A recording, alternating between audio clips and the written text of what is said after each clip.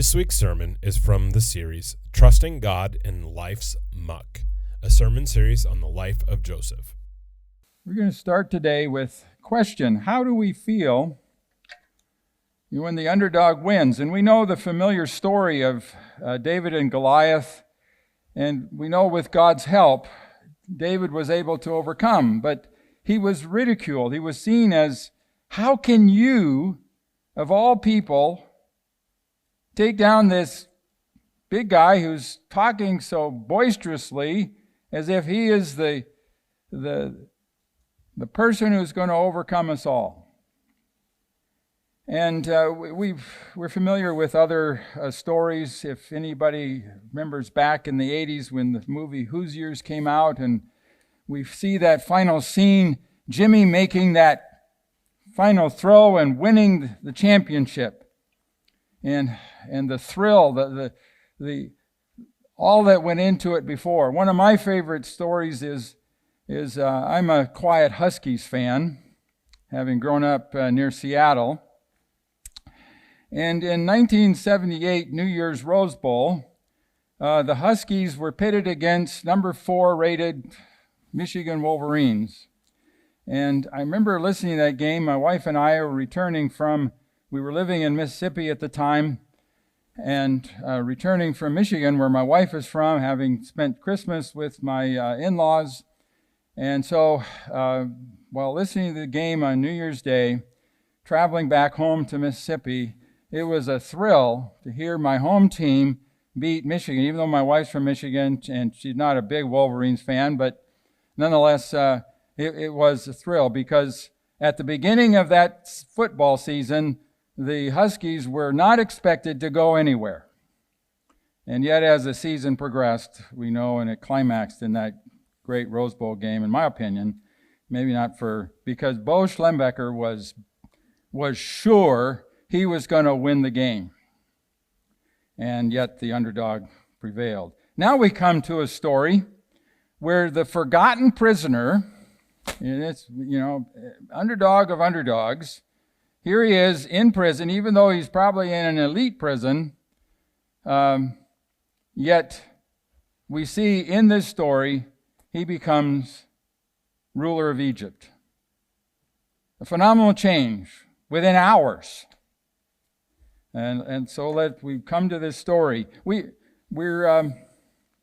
here at Crossway, we go through sections of the Bible and proclaim and seek to instruct ourselves on what God is saying in different events in the biblical narrative. And we've been going through the story of Joseph. And so we can turn in our Bibles to Genesis 41, where we're at. And it's a long chapter. It's probably the longest chapter in this whole story. I was telling Brad, I said, you decided to take the week off and leave me with the longest chapter. So bear with me. We will probably go through this fairly quickly, but we'll get to the point. And to me, it is a beautiful story of where it is greater than the David and Goliath story, greater than anything Jimmy did at the end of that great game in the Hoosiers movie, as well as any other underdog stories that we hear.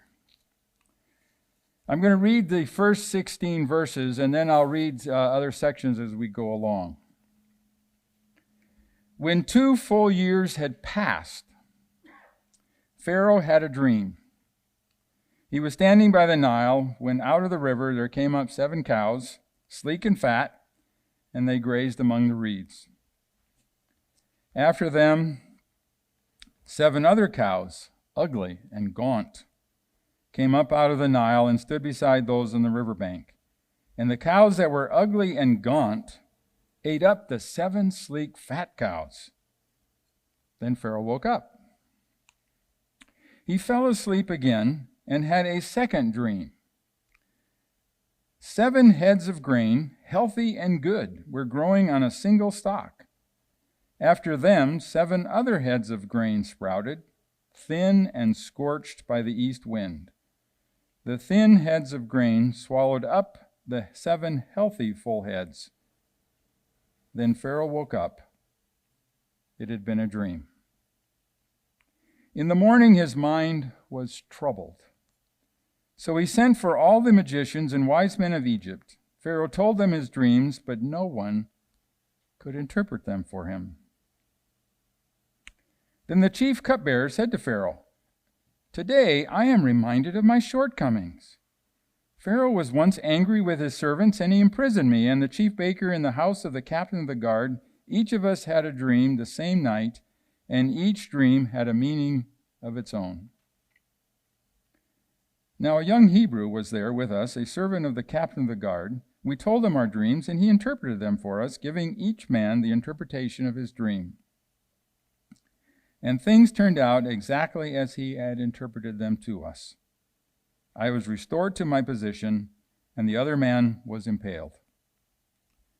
So Pharaoh sent for Joseph, and he was quickly brought from the dungeon. When he had shaved and changed his clothes, he came before Pharaoh. Pharaoh said to Joseph, "I had a dream, and no one can interpret it. But I have heard it said of you that when you hear a dream, you can interpret it." "I cannot do it," Joseph replied to Pharaoh, "but God will give Pharaoh the answer he desires." And we'll read more as we go along.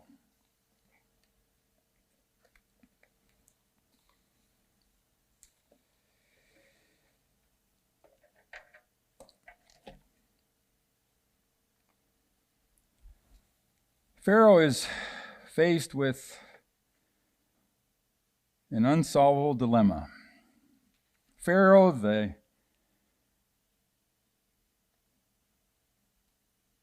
most recognized ruler of probably that time, Egypt was a nation that was indeed seen as the world power of the day. There were other nations, the Hittites, other nations to the east as well. But Egypt had that central importance, and partly because of the Nile River and its ability to help Egypt become essentially the breadbasket of the world.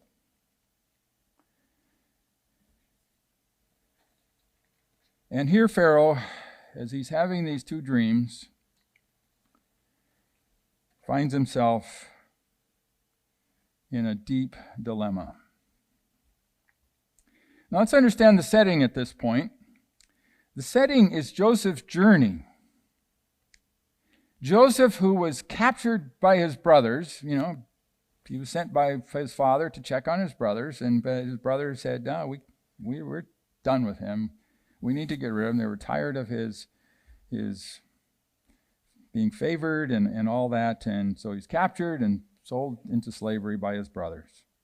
Then he's accused falsely. He gets sold in Egypt, and he's Potiphar's servant, but Potiphar's wife, falsely accuses him of attempting to rape her, and Potiphar throws him in prison.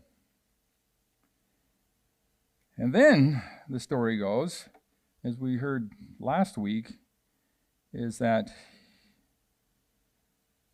at the end of chapter 40, the cupbearer, however, did not remember Joseph.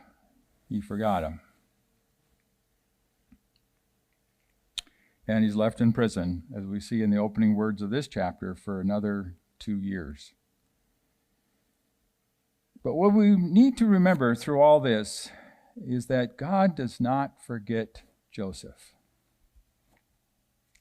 We learned in previous chapters here a phrase, "The Lord was with Joseph." The Lord was with Joseph. And one of the ways that God is with Joseph is he sends 2 dreams to Pharaoh, which leaves Pharaoh deeply disturbed. At just the right time, You see, what we need to understand about life as we experience it here in this world is that sometimes we think our timing is better than God's timing. And so we're often tempted to take matters into our own hands. It's the same instruction that, Solomon gives in the Proverbs. Trust in the Lord with all your heart and lean not on your own understanding, but we're often tempted to lean on our own understanding rather than simply trust the Lord. So at just the right time, God remembers Joseph in giving Pharaoh 2 dreams. And we know these 2 dreams. 7 fat cows come out of the river. 7 fat ears. There's great, crop of whatever the grains are. We don't have a specific reference, whether it's wheat or, we know it's not corn because corn was something that wasn't really learned, came from the Americas. But nonetheless, there were fat ears, which showed that the Nile was doing its job. The Nile River, one of the things why Egypt could be so productive in its, cattle and crops is because the Nile was doing its job. It would flood the lowlands every year and leave the lowlands with this rich silt, helping, produce, good crops. And as a result, you could have, you could feed your cattle and so on. So the fact that Pharaoh is standing on the edge of the Nile in his dream and seeing this, happen, had profound significance to Joseph. And these dreams are so profound that they're remembered in detail. Now, I know I dreamt last night. Don't ask me what the specific dreams. I can give you some vagary, but I don't remember the details. But these dreams are so profound to Pharaoh that he remembers them in detail. We see that in the coming verses. And he's quite sure they have special meaning. And he has no answer. And he's bewildered. He needs to know what they mean. So what does he do? He calls, on his wise people, his magicians, his special advisors, the ones who are supposed to know.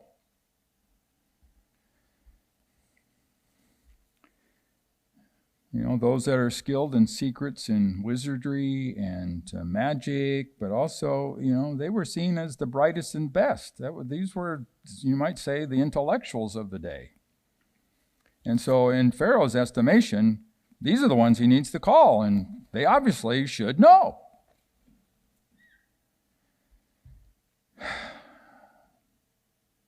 But none of them are able to tell him what the dreams mean, which leaves Pharaoh even further disturbed. See, what we need to understand here is that while no mention of God is made, we know that from, seeing that the Lord was with Joseph, we know God is deeply involved in this story.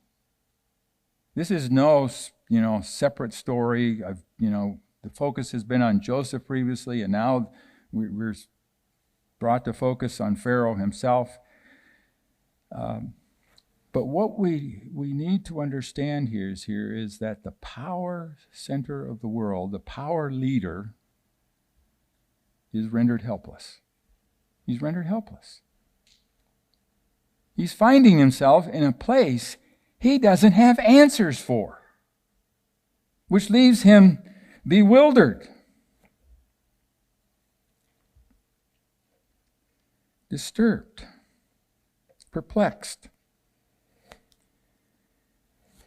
And what God is seeking to show here is to Pharaoh and to all involved who's really in charge. That's the lesson here in this whole chapter. Even though nothing is said about God being with Joseph these 2 years. But God is more evidently with Joseph than ever before. So, what does God do? He provides a solution to Pharaoh's dilemma.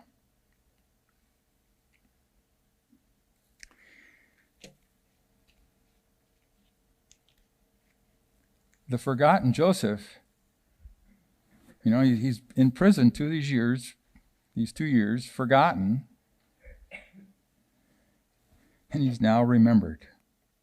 The cupbearer's memory is jogged, but this is all in God's timing. We need to understand that. God's in charge here. So he tells Pharaoh what happened to him and the baker that he was imprisoned with when Pharaoh was angry with both of them.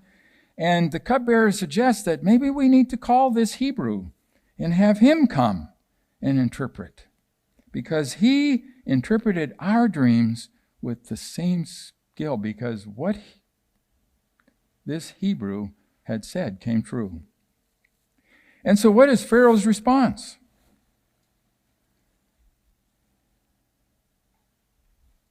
He urgently calls for Pharaoh to come to the royal court. Pharaoh takes immediate action. Pharaoh wastes no time here. The text says that Joseph was quickly brought from the dungeon. The implication is that when Joseph gave orders for Joseph to be sent, no time was to be wasted, because Pharaoh is so perplexed, he needs an answer, and he needs it now. So to conform to Egyptian custom for someone to come into the royal court, Joseph had to shave, he had to change clothes, he had to get cleaned up, of course. And Pharaoh is hopefully seeking an answer. But Joseph comes with his own surprise. You look at the verse here, what does Joseph say to Pharaoh? I can't do it. Can you imagine what Pharaoh must feel at that very moment? He had heard how Joseph had interpreted the dreams for his cupbearer and how they'd come true, and he couldn't find the answer amongst his trusted advisors. And Joseph comes along, that he's hoping, and Joseph said, I can't do it. Only God can. Because Joseph wants to make clear here is that God is in the center of all this. God is the only one who is able to make clear. God was the one who made clear to me what the dreams of the baker and the cupbearer were about. And we see this repeatedly, different times to Pharaoh. Because what Joseph is saying, he says to Pharaoh, you're looking at the wrong person. We need to look at someone who is a whole lot better. And this is a very key theme that Joseph learned throughout his entire ordeals. God is involved in all of this. And so Joseph declares that it is only God who is able to give Pharaoh a favorable answer. That this is what will bring peace to Pharaoh. So what does Pharaoh then do in response? He retells what he experienced.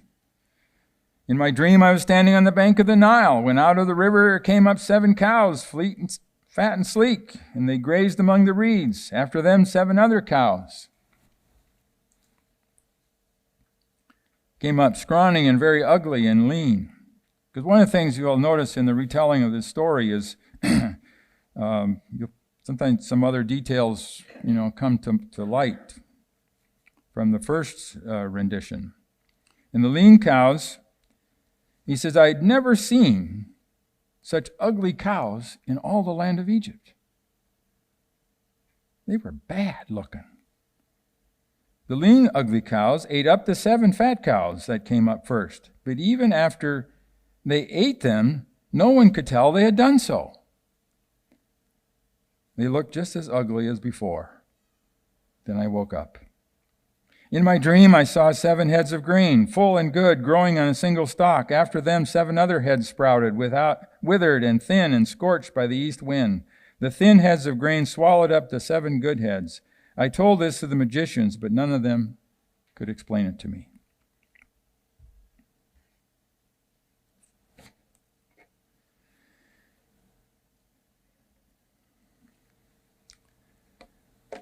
Then Joseph interprets what God has revealed to Joseph, to Pharaoh, about the future. Joseph said to Pharaoh, "The dreams of Pharaoh are one and the same. And God has revealed to Pharaoh what he's about to do. The 7 good cows are 7 years, and the 7 good heads of grain are 7 years. It is one and the same dream. The 7 lean, ugly cows that came up afterward are 7 years, and so are the 7 worthless heads of grain scorched by the east wind. They are 7 years of famine. It is just as I said to Pharaoh. God has shown to Pharaoh what he is about to do. 7 years of great abundance are coming throughout the land of Egypt, but 7 years of famine will follow them. Then all the abundance of Egypt will be forgotten, and the famine will ravage the land.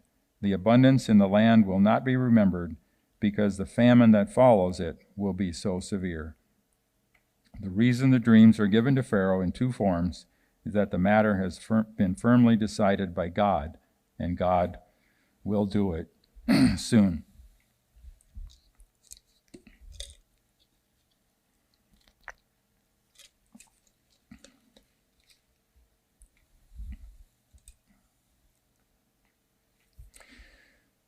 The important clue here is the dreams are essentially one and the same.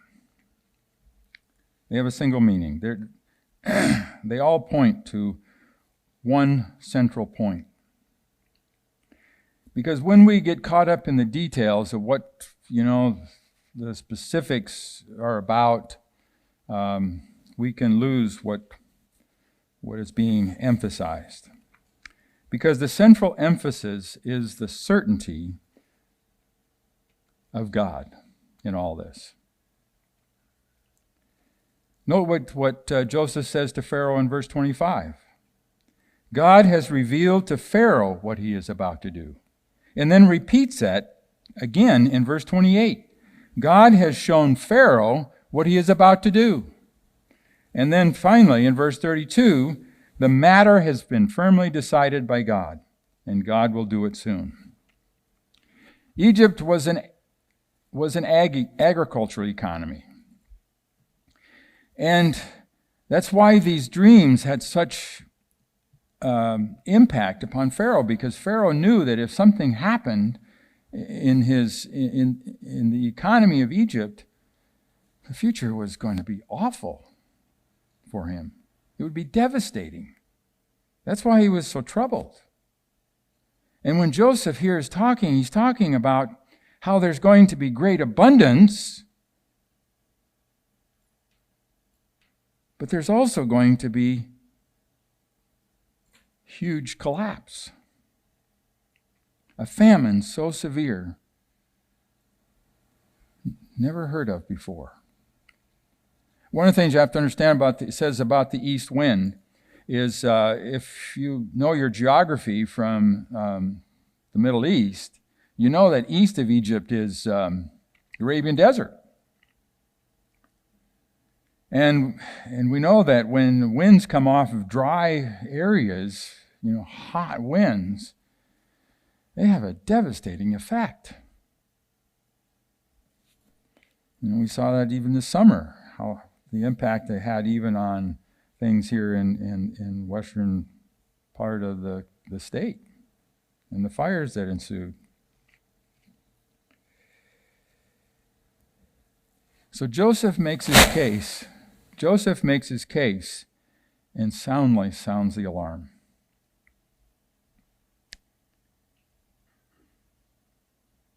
You know, Joseph could easily be seen as a fearmonger here.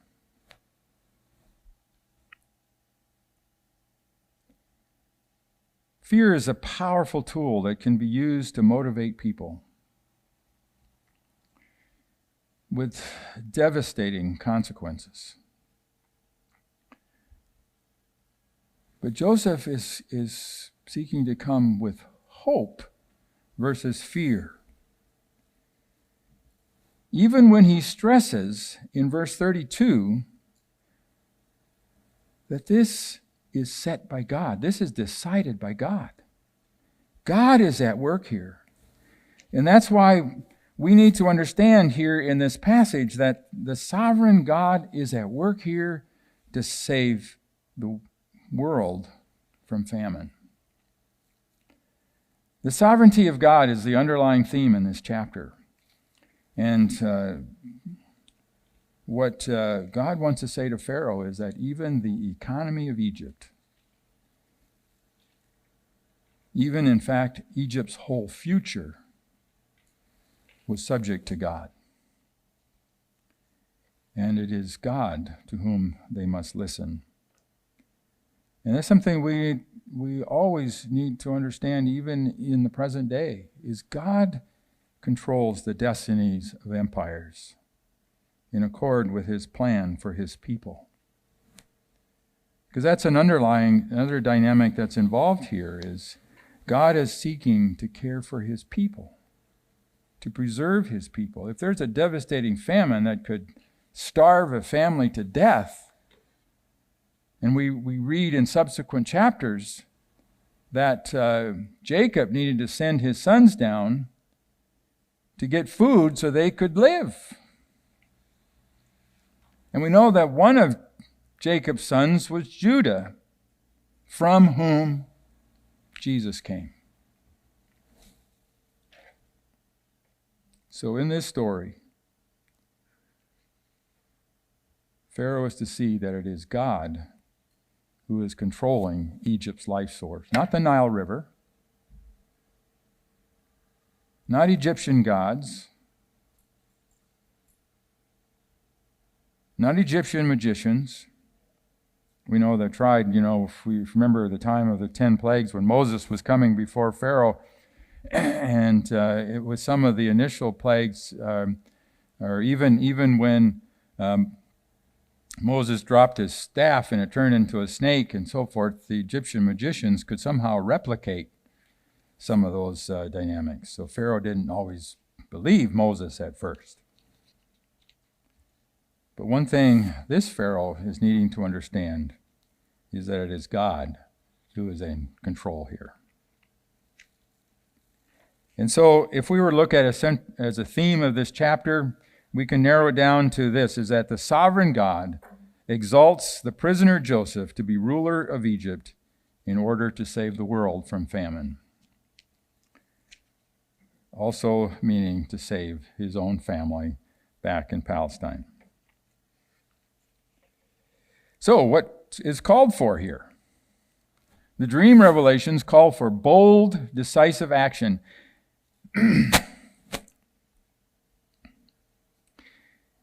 Joseph continues, "And now let Pharaoh look for a discerning and wise man and put him in charge of the land of Egypt. Let Pharaoh appoint commissioners over the land to take 1/5 of the harvest of Egypt during the 7 years of abundance. They should collect all the food of these good years that are coming and store up the grain under the authority of Pharaoh to be kept in the cities for food.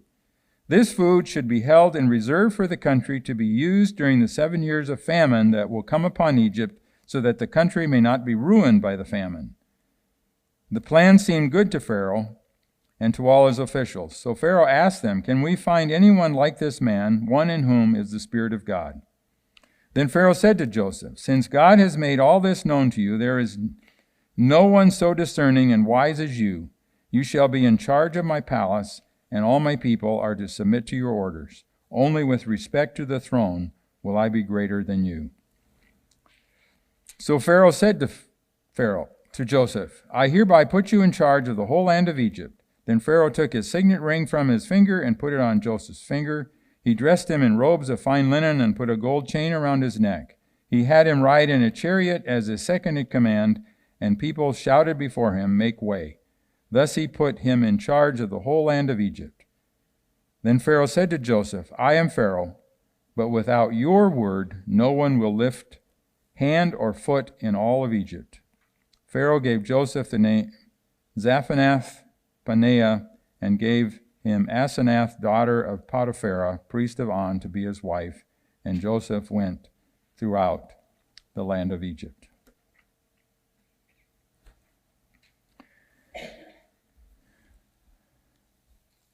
So Joseph, without hesitation, if you notice here in the reading of this chapter, he's interpreted the dreams of Pharaoh, but before Pharaoh can really make a response, Joseph, without hesitation, says, "We need to do something.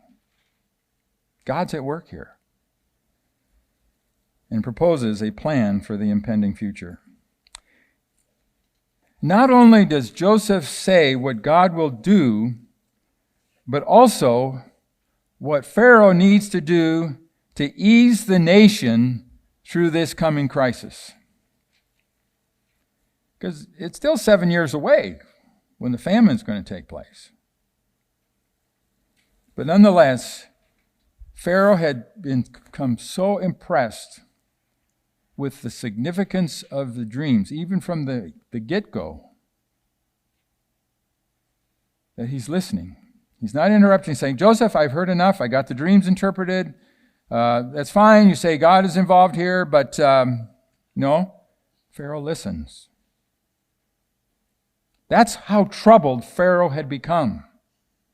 This is a man who was at the height of the empire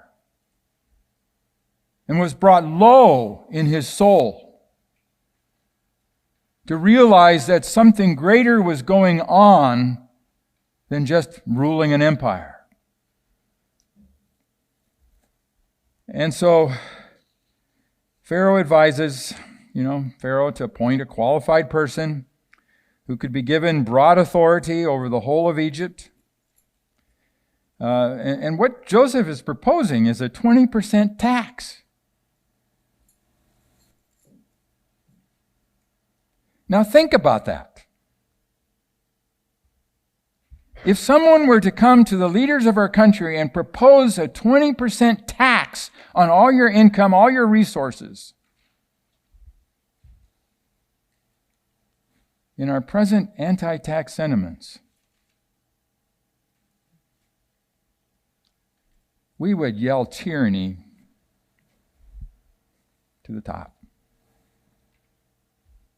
But Pharaoh's listening. And he knows that he needs someone who is discerning and wise. He knows he needs someone who is capable of carrying out important economic measures to save the nation. He realizes that the future of Egypt is at stake.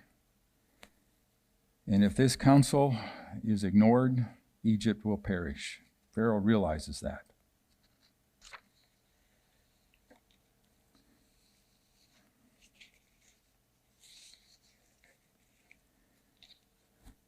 But what is Pharaoh's response? He's at peace. He knows he has the answer. He is pleased with Joseph's proposal. He looks around to his close advisors, and he knows immediately what he needs to do. This Hebrew may have just come out of prison, but we know he's the man for the hour.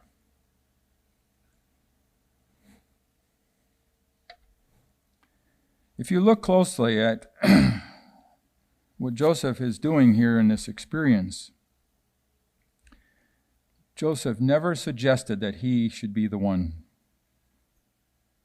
to fill that position. All he's saying is, Pharaoh, you need someone who is capable to run the affairs of your country so that we can survive this 7 years of famine so severe that people forget how good things were. But Pharaoh is seeing something more is going on than just a man standing in front of him interpreting his dreams. Notice what Pharaoh says. Can we find anyone like this man? And note this phrase, one in whom is the Spirit of God. This doesn't necessarily mean that Pharaoh is now recognizing there's the God of heaven and earth, as we understand the God of heaven and earth. No, he's understanding that there is something more transcendent, greater than even the gods that Pharaoh had been accustomed to worshiping. There was something about Joseph that Pharaoh saw, that it was more than just a man, but in this man was the Spirit of God, of someone greater than anything Egypt seeking to promote. So, what does Pharaoh do? He makes essentially a proclamation, proclaims Joseph to royal command over all of Egypt. Now, this must have been a bit of a shock to Joseph. Remember what he'd been through. And then forgotten and left in prison. Even though he was blessed in prison, the captain of the guard had put him as a servant of his to oversee things in prison. But Pharaoh is now making Joseph ruler of Egypt with full honors and authority, subject to Pharaoh alone. Not subject to his advisors. No, second in command, the scriptures say. And how does Pharaoh show that? He gives Joseph his signet ring, which is a symbol of honor and authority.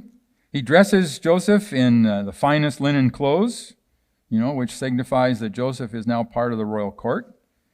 He puts a gold chain around his neck, which is a symbol in the Egyptian culture of very high distinction. And then has Joseph brought out to the people. And that as the chariot brings Joseph around and you have heralds going out in front of Joseph saying, "Make way, make way," which essentially says, bow your knee, people. This is ruler of Egypt, to whom you must pay obeisance. And not only that, Pharaoh gives Joseph a new name. We don't know exactly what the name Zaphenath-Paneah means, but one of the elements from understanding Egyptian language and so forth people have shown is that it's something about life. And so some have interpreted this name to mean something to the effect that God lives and sees. So Pharaoh gave Joseph a name, recognizing, again, there's something greater going on here than just what we are familiar with in our Egyptian culture. And then Pharaoh also goes further and gives Joseph a wife. And not just any wife. She is a wife from a high-ranking priestly family.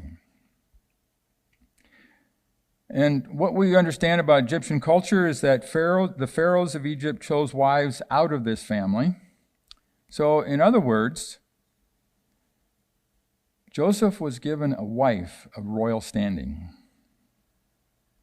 which has some additional, significance, something in whom Pharaoh was placing a lot of confidence.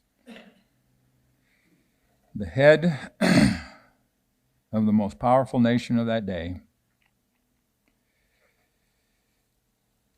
we must note here, has no power at all, but sees a greater power at work. And so what do we see happening here as we come to the latter part of this chapter? Bear with me, it's a long chapter. Joseph assumes high office in Egypt with established authority. Joseph was 30 years old.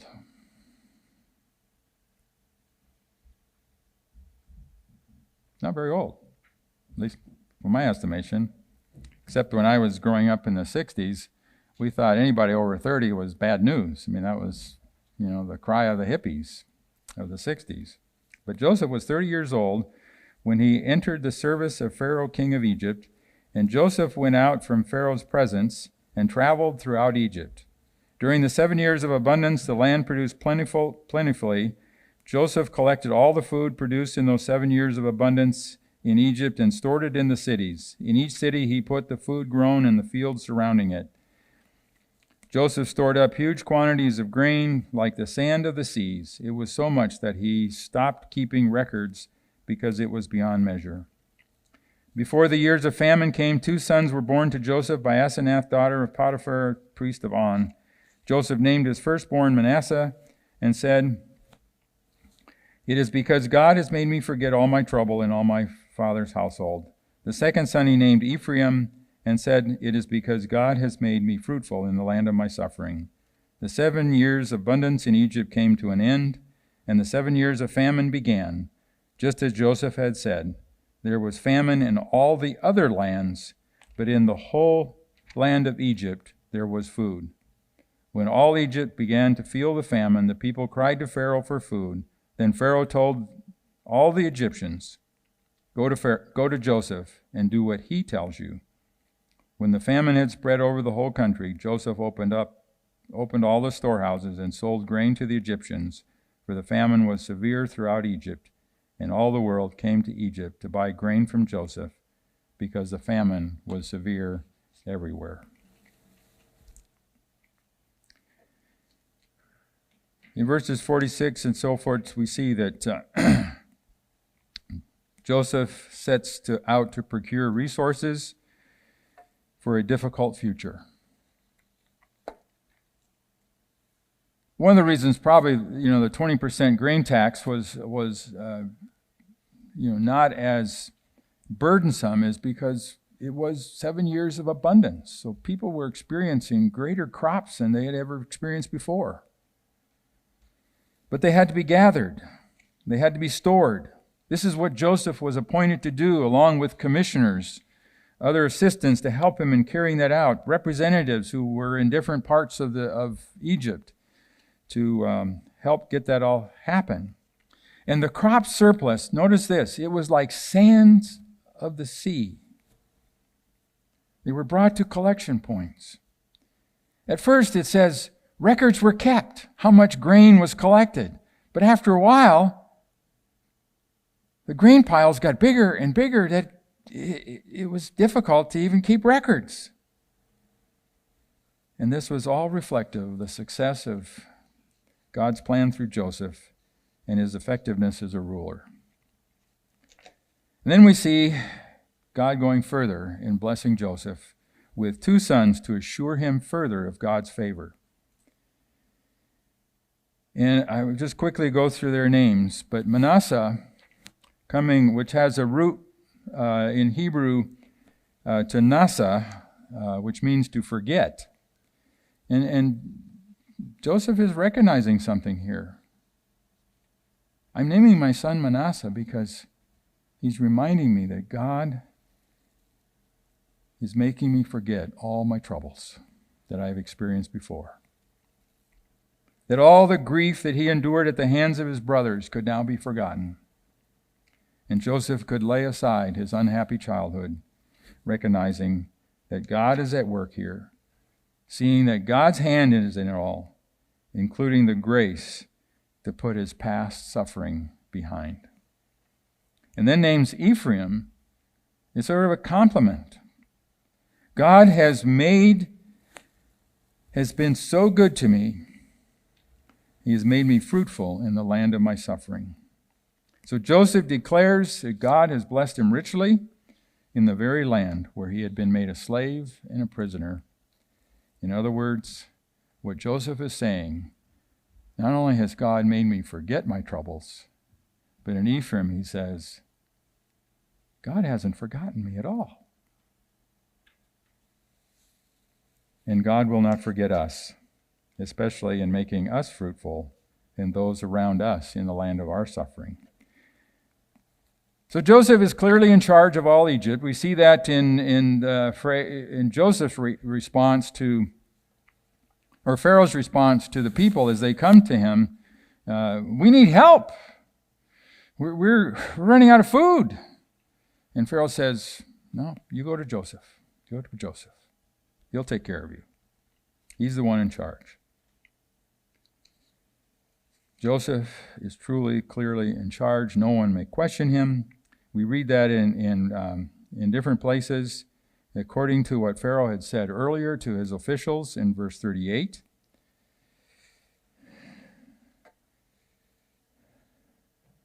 As well as to Joseph himself, since God has made this all known to you, we know there's no one else. We know this is saying, as well as in verse 44, I am Pharaoh, but without your word, notice this, without your word, no one will lift hand or foot in all of Egypt. That's power.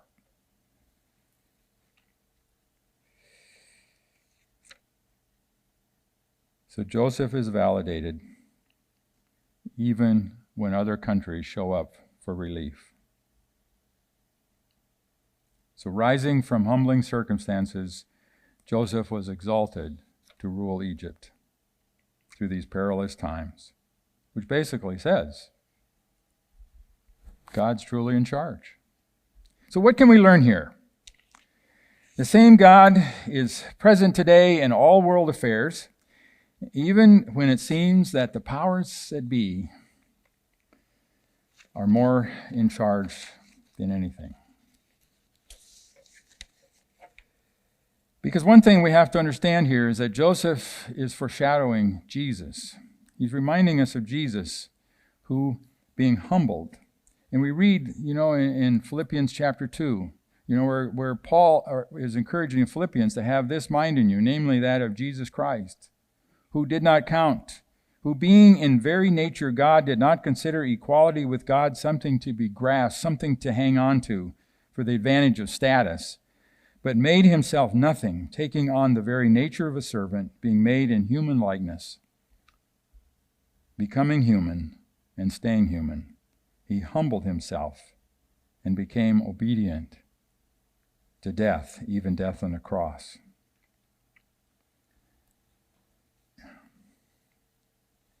In other words,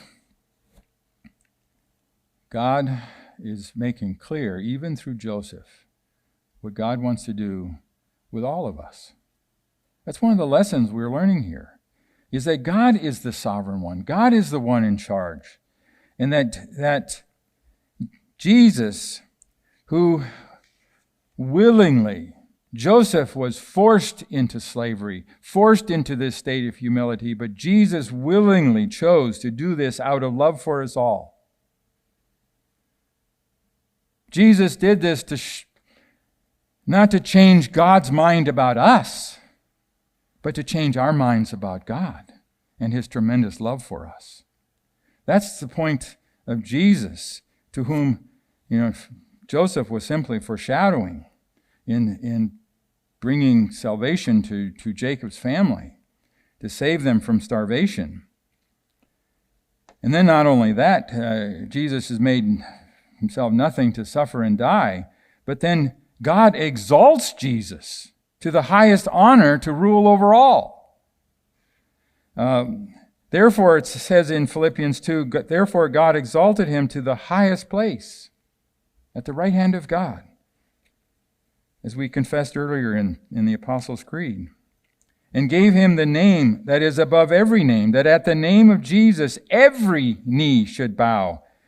Make way, says God, make way, as Jesus rules in heaven and on earth and under the earth.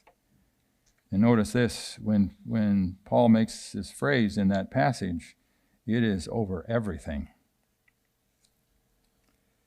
Even under the earth was a phrase that referred basically to, in the Old Testament mind, to hell. and every tongue confess that Jesus Christ is Lord, to the glory of God the Father. And then finally, what we learn from all this is that the sovereign God is encouraging us here to entrust ourselves to his providential care. The Heidelberg Catechism in Question and Answer 28 makes this phrase, "For all creatures are so completely in God's hand that without his will they can neither move nor be moved." We need not fear the future, what it will bring. Ever. We need not fear.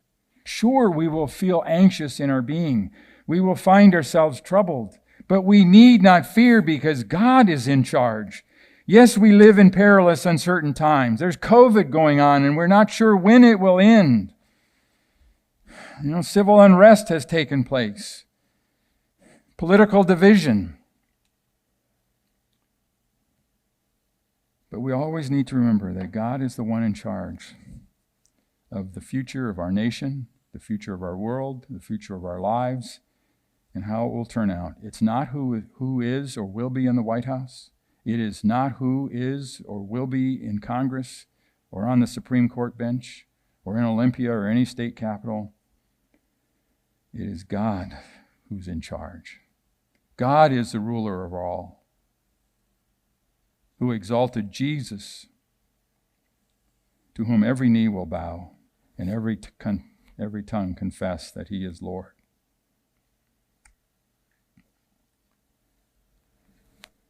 God is sovereign, even while others claim to have power. Even when it appears that certain leaders or certain political parties will inhibit the healing of our land. What will truly heal our land is when we who are called by God's name, we, the ones who God has called his own, humble themselves and pray and seek God instead of a savior leader. And finally, God is calling us to seek first his kingdom and his righteousness. As Jesus said in his Sermon on the Mount, seek first his kingdom and his righteousness, and all these things will be given to you as well. Or as the writer the Hebrews says in chapter 12, let us fix our eyes on Jesus, the author and perfecter of our faith, who for the joy set before him endured the cross, scorning its shame, and sat down at the right hand of the throne of God. Let us pray. You are listening to a sermon from Crossway Church in Battleground, Washington. You can learn more about our church online at crosswaychurchwa.com. We invite you to attend a worship service on Sundays at 10 a.m. at 311 North Parkway